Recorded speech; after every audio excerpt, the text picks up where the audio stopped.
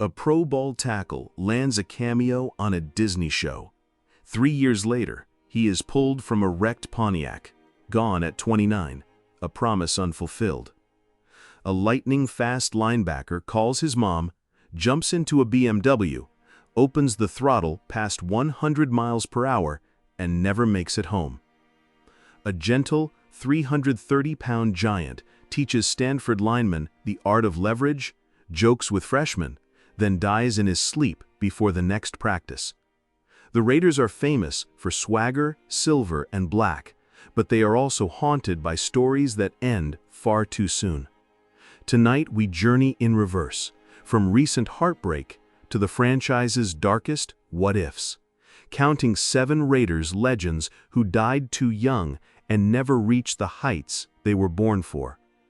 Stay with me, because along the way you will hear the suspension that stripped a top 2 draft pick of a Hall of Fame path, the split-second mistake that shattered a rising defensive captain's future, how a feared safety spent his final years carrying the weight of one paralyzing hit, the hidden coaching dream that vanished with a 4-time Pro Bowler's final heartbeat.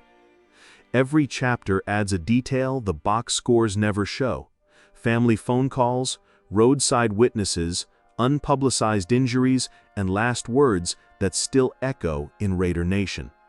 Some of these facts barely make the highlight reels, yet they reveal why each man's loss still stings decades later. Watch to the end and you will understand not only who these players were, but why their unfinished stories changed the Raiders forever. Welcome to History of Raiders. If you love untold football history, told with honesty and heart, hit that subscribe button and ring the bell so you never miss a story. Let's begin. Number 7. Derell Russell. Dawn had barely broken over South La Brea Avenue when a silver Pontiac Grand Prix tore through the quiet streets, veered, and slammed into a curb, a tree, a newsstand, and finally a vacant bus. Inside were 2 former USC teammates, wideout Mike Bastianelli at the wheel and Derell Russell beside him. Both men were unconscious when firefighters pried open the doors. Russell was pronounced dead at Cedars-Sinai a short time later, just 29. Only 8 years earlier, the Raiders had staked their future on Russell. They chose the 6'5", 325-pound tackle with the second pick of the 1997 draft and handed him a record $22 million rookie deal, then the richest in league history. Scouts praised his rare blend of size and acceleration. Al Davis called him a cornerstone. Russell justified the hype right away. By his second season, he was a full-time starter who crushed double teams, logged 10 sacks, forced 3 fumbles, and earned first-team All-Pro honors. He repeated as a Pro Bowler in 1999 and finished his first 3 years with 28.5 sacks, numbers that put him on an early Hall of Fame trajectory. Opponents swore they could feel the Coliseum shake whenever he fired off the snap. Yet the same power that overwhelmed guards on Sunday could not quiet the friends and habits that trailed him off the field. In 2001, the league suspended Russell 4 games after a failed drug test. A second violation cost him the entire 2002 season. He missed 18 months in all, each absence pushing him further from the form that once frightened Peyton Manning. Teammates saw the pattern but felt helpless, while Russell, ever generous, kept old companions close even when they led him astray. Still, he tried to turn the story. In the summer of 2005, the NFL invited him to its rookie symposium. Russell stood before wide-eyed draftees and admitted he had become a cautionary tale. He said, "I am proof of what can happen when talent outruns discipline." A week later, the league lifted his indefinite suspension, opening the door for a comeback he believed would redeem everything. That door slammed shut on December 15th. Police ruled out street racing, but could not determine whether fatigue, speed, or alcohol caused the crash. The Grand Prix belonged to another USC alumnus who had lent the keys the night before. Investigators counted 7 separate impact points along 35 terrifying yards. Derell's chance to rewrite his life ended in moments no replay can slow down. Raider veterans took the news hard. Receiver Jerry Porter remembered a gentle giant who never found the strength to get going again after the trouble. Lincoln Kennedy spoke of a big heart that couldn't say no, a kindness that sometimes pulled Russell back into the very crowds he needed to escape. Coaches wondered aloud how many young linemen he might have taught if only he had reached 30. Stat sheets capture Russell's power: 28.5 sacks, 2 Pro Bowls, and countless collapsed pockets. But numbers stopped short of his ceiling. Former agent Lee Steinberg called him one of the golden few who could have redefined the tackle position. Friends dreamed of the seasons that never came, the double-digit sacks he might have stacked, the playoff runs he could have anchored, the leadership he was just starting to embrace. With every what if, his legend grows not for deeds accomplished, but for the dominance that flickered and vanished before it could burn white hot. Number 6. Thomas Howard. The speed, the spark, the silence. Thomas Howard was born into football. His father, Thomas Howard Sr., played linebacker in the NFL, and from an early age, it was clear the younger Howard had inherited the genes and the drive. When the Raiders drafted him in the second round of the 2006 NFL Draft, fans didn't know what to expect, but by the end of his rookie year, they had seen the start of something special. Howard didn't play like a rookie. He was fast, sharp, and aggressive in all the right ways. He had this uncanny ability to read offenses in real time, to sniff out screens and misdirection plays like a veteran. Linebackers are often either thinkers or hitters. Howard was both. He had the football IQ of a coach and the explosiveness of a sprinter. That combination made him dangerous. By his second season, he was a rising star. In 2007, he picked off 6 passes, an unusually high number for a linebacker, and returned 2 of them for touchdowns. He didn't just stop drives, he flipped momentum.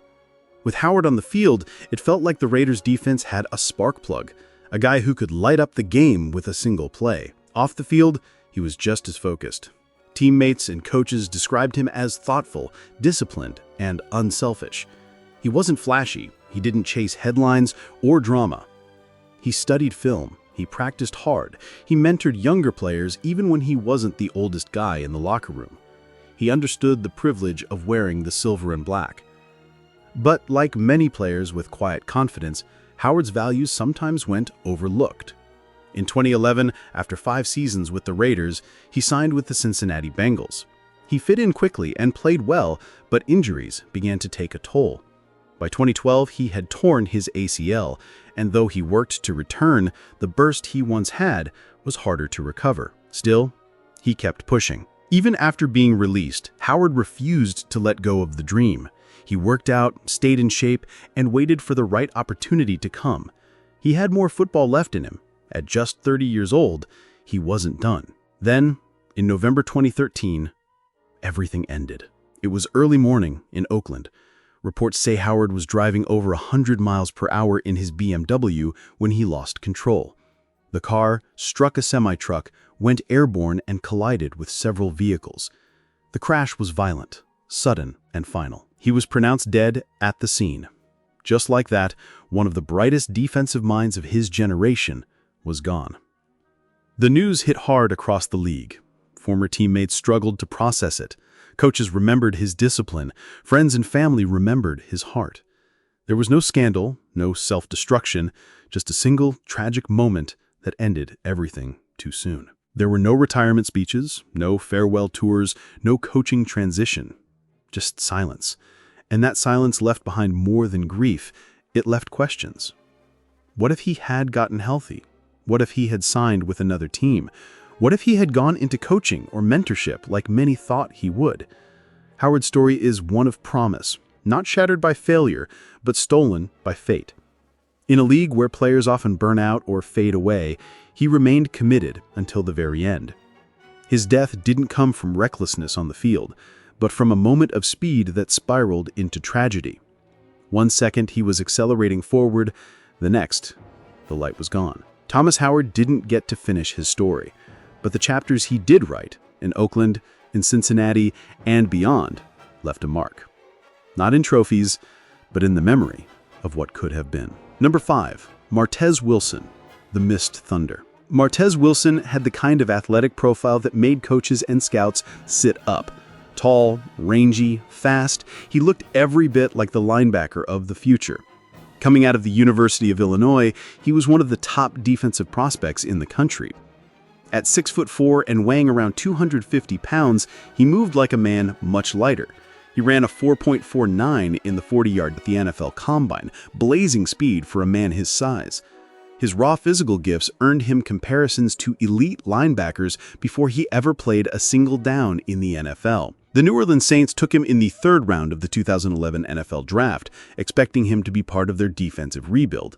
And early on, there were flashes. He contributed on special teams, made rotational appearances on defense, and even recorded 3 sacks during his rookie season. The Saints believed they had something special. But something didn't click. Wilson never quite found a consistent role. He bounced between linebacker and defensive end. The coaching staff kept shifting him around, trying to find the perfect fit, but nothing stuck. And in a league where development time is a luxury, that lack of stability can become a silent killer. Within just a few seasons, Wilson was off the Saints' active roster and searching for new opportunities. He briefly signed with the Cowboys, then the Raiders, but it was the Raiders who gave him a spot on their practice squad, hoping he could turn potential into production. Coaches described him as focused, respectful, and hungry. He was the kind of player who showed up early, stayed late, and never gave less than full speed in drills. In a locker room full of big personalities, Martz Wilson was quiet, reserved, but he listened, learned, and led in his own way. Still, despite all the effort and discipline, he never found his breakout moment. He never played a regular season down in silver and black. Injuries, roster changes, and a league that never slows down all worked against him. He faded from headlines, but not from the minds of those who worked with him. Teammates spoke of his patience. Coaches remembered his heart. He kept grinding, training in silence, always hoping for one more shot. Then, in 2013, news broke that Martz Wilson had died. He was just 35 years old. No major illness, no dramatic fall from grace, just gone. The details were scarce, but the reaction across social media was immediate and emotional. Former teammates, coaches, and even fans who had followed his college career posted tributes. The common thread in all of them? Respect. Everyone who crossed his path remembered the effort, the humility, the determination. There was no scandal, no stardom, no Super Bowl ring, just a quiet warrior who spent his football life chasing something just out of reach. His career is a reminder that not every story in the NFL ends in glory. Sometimes it ends in silence. That silence doesn't mean failure, not when you gave everything, even when the world stopped watching. Number 4. Chester McLuhan, the giant who vanished too soon. Chester McLuhan didn't just play defensive tackle, he imposed it. At 6'3" and around 335 pounds, he was the kind of interior lineman that offensive coordinators lost sleep over. If you were in the AFC West in the 1990s, you knew exactly who he was. And if you were a quarterback, you prayed you didn't see his number, 91, coming through your line. Drafted by the Raiders in 1992 with the 16th overall pick, McLuhan wasted no time proving himself. By 1994, he was a Pro Bowler. By 1995, he was a game wrecker. And by the time the decade closed, he had racked up 4 Pro Bowl appearances and earned a reputation as one of the most physically dominant linemen of the era. He had power, yes, but what set him apart was his quickness. Watching McLuhan explode off the snap, you'd swear a man his size shouldn't move that fast. It wasn't just brute force, it was technique, timing, and raw instinct. He was a wall in the run game, a battering ram in the pass rush. In a league full of gifted athletes, Chester was the rare big man who could play all 3 downs and never seemed to tire. His teammates respected his work ethic. Coaches trusted him to anchor the middle, and opponents? They just wanted him off the field. But Chester's career didn't unfold without friction. His relationship with Raiders leadership, especially head coach Mike White and later John Gruden, wasn't always smooth. By the late 90s, McLaughlin's place in the Raiders organization started to shift. Despite his production, he was released in 1998 and went on to play for the Chiefs, Broncos, and eventually the Jets. But even in other uniforms, fans remembered where he truly belonged. His legacy was silver and black. What many people don't know is that after his playing days ended in the early 2000s, McLuhan never really left football. He just moved to the other side of the whistle. He began working with young defensive linemen, first at the high school level, then at Stanford University, where he joined the coaching staff as a defensive assistant. He brought the same fire to coaching that he'd shown on the field. But there was something different now. He had become a mentor, a teacher. He wasn't chasing sacks anymore.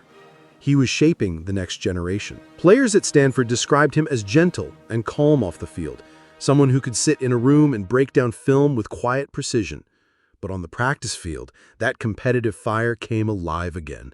He taught his players leverage, footwork, how to use their hands. He told them what worked, and more importantly, what didn't. He was there to build them into warriors, but he never yelled to make a point. He coached with respect. And then one morning in 2011, Chester McLuhan didn't show up for practice. He died of a heart attack at just 42 years old. The news hit the Raiders community like a brick wall. A man who had once seemed indestructible was suddenly gone. Teammates, coaches, and players he'd mentored all said the same thing. He had more to give. He had been building toward a full-time coaching career, one many believed would eventually lead to the NFL sidelines. Some even thought he might wear the headset as a defensive coordinator, maybe even head coach someday. His football mind was sharp. His presence in the locker room still mattered. But we never got to see that next chapter. Chester's story ended too soon, not on the field, not even in the broadcast booth, but in a quiet California neighborhood far from the roar of the Coliseum. And yet, for those who saw him play or had the chance to learn under him, the memory remains clear. Chester McLuhan wasn't just a Raider.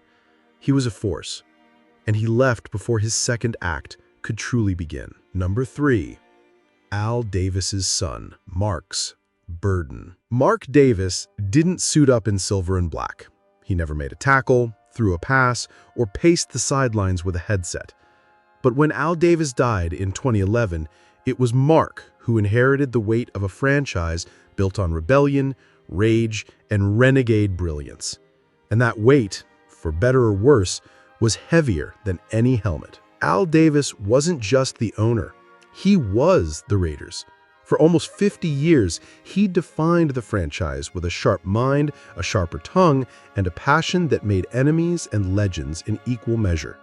He wasn't afraid to sue the NFL. He wasn't afraid to trade stars.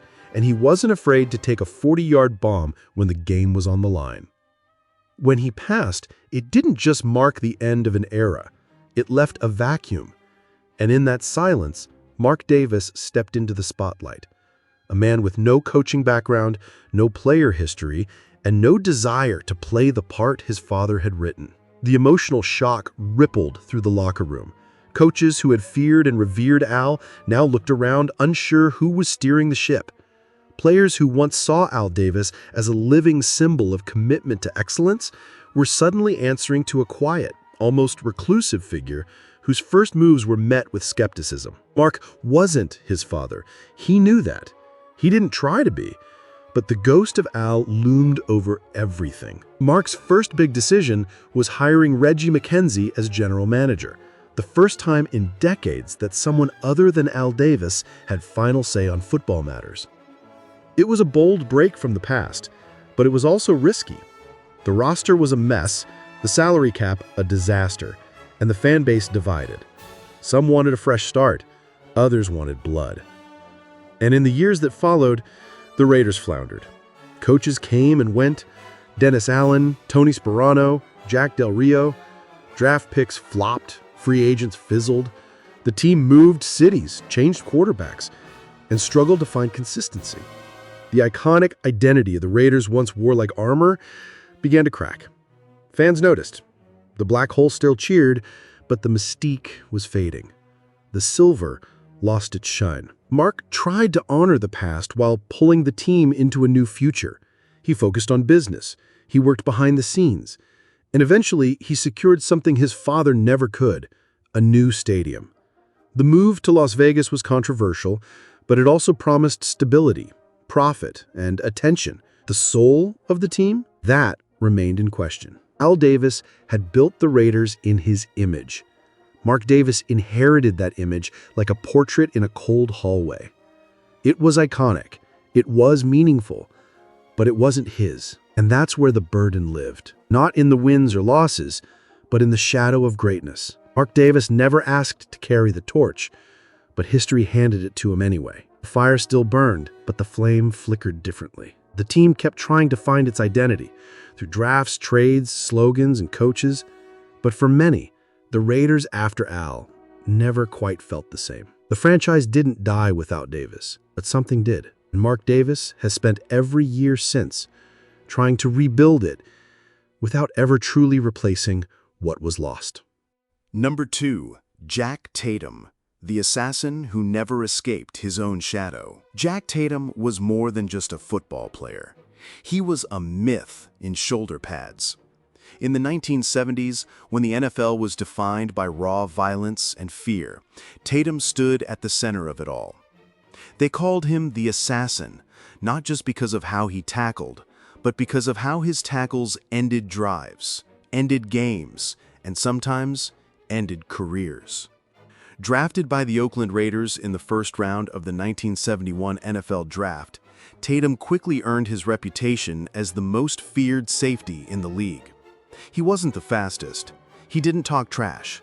But when the ball was in the air, quarterbacks thought twice about throwing it over the middle. Tatum would be waiting, and what followed was often a collision so brutal it shook the stadium. He played his position like a wrecking ball. Running backs who crossed his path usually ended up flat on the turf. Wide receivers kept their heads on a swivel, knowing what was coming. Tatum didn't just hit hard, he hit with intention. It wasn't dirty by 1970 standards. It was expected. But one hit in particular would follow him for the rest of his life. It was August 12, 1978, a preseason game between the Raiders and the Patriots. Darryl Stingley, a talented wide receiver for New England, leapt for a pass.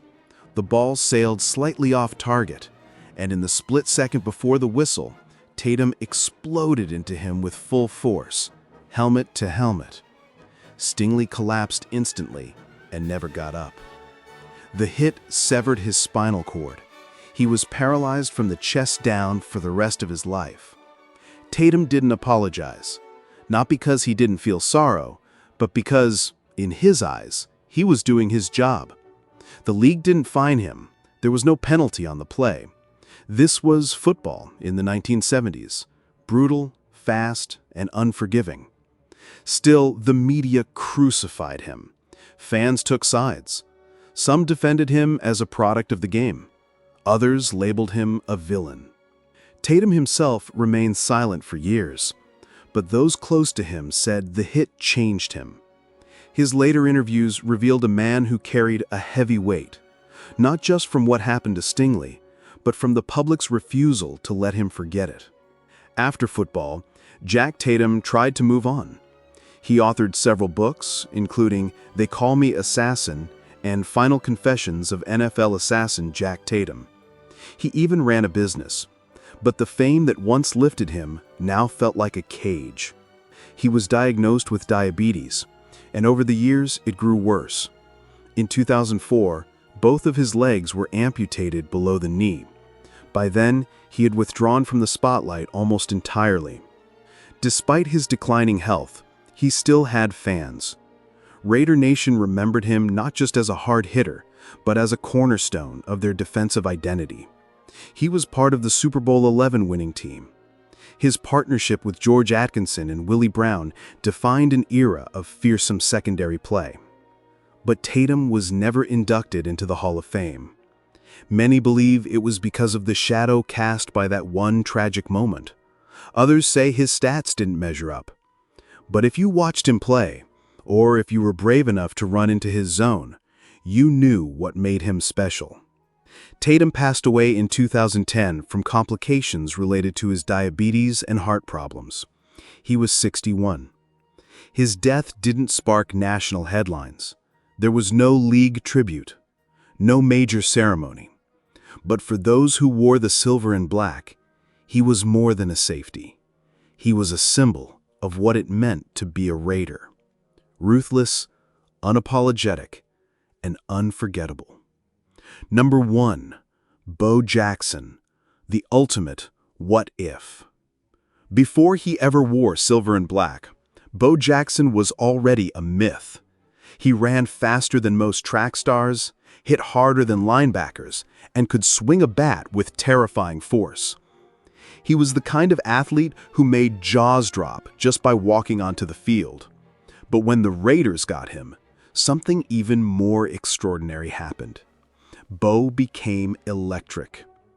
Drafted by the Tampa Bay Buccaneers in 1986, Bo refused to sign. The reason? The team had sabotaged his eligibility to play college baseball, and Bo didn't forget. He turned them down and went to play Major League Baseball for the Kansas City Royals instead. The next year, Al Davis did what only Al Davis could do. He picked him in the 7th round of the NFL draft. No promises, no expectations, just a chance. And that chance turned into one of the most unforgettable periods in Raiders history. Bo wasn't a full-time NFL player. He only played part of each season, splitting his time with baseball. But when he did step onto the football field, time seemed to slow. Defenders were too slow, angles didn't matter, and physics seemed confused by his presence. In one iconic moment against the Seattle Seahawks in 1987, Bo took a handoff and sprinted 91 yards down the sideline, past the cameras, past the bench, and straight into the tunnel. It looked like a video game. It didn't seem real. What made Bo Jackson different wasn't just speed or strength. It was how effortless it all looked. He didn't strain, he glided. Linebackers bounced off him, safeties took bad angles because they simply weren't used to someone that fast and that powerful coming at them. He didn't just beat opponents, he embarrassed them. But then came January 13th, 1991. The Raiders were facing the Cincinnati Bengals in the divisional round of the playoffs. It was the third quarter when Bo took a routine run and got tackled from behind. At first, it didn't seem serious. He got up, jogged off.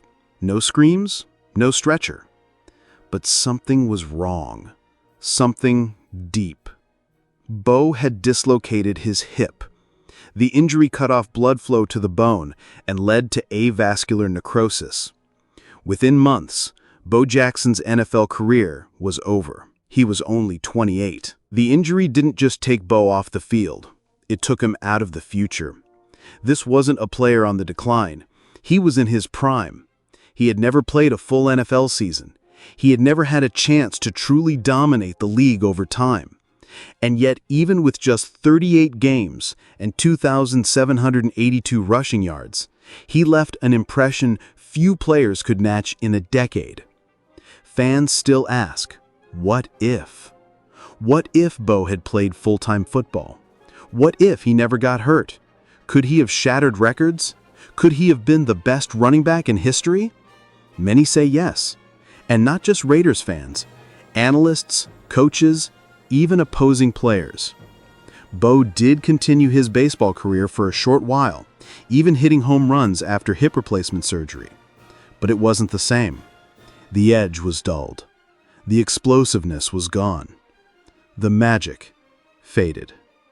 In a way, Bo Jackson didn't die young, but his football story did. His time with the Raiders was a lightning strike, brilliant, loud, and over too fast. It left fans with memories, highlight reels, and endless questions. He was the hero who never got a full chapter.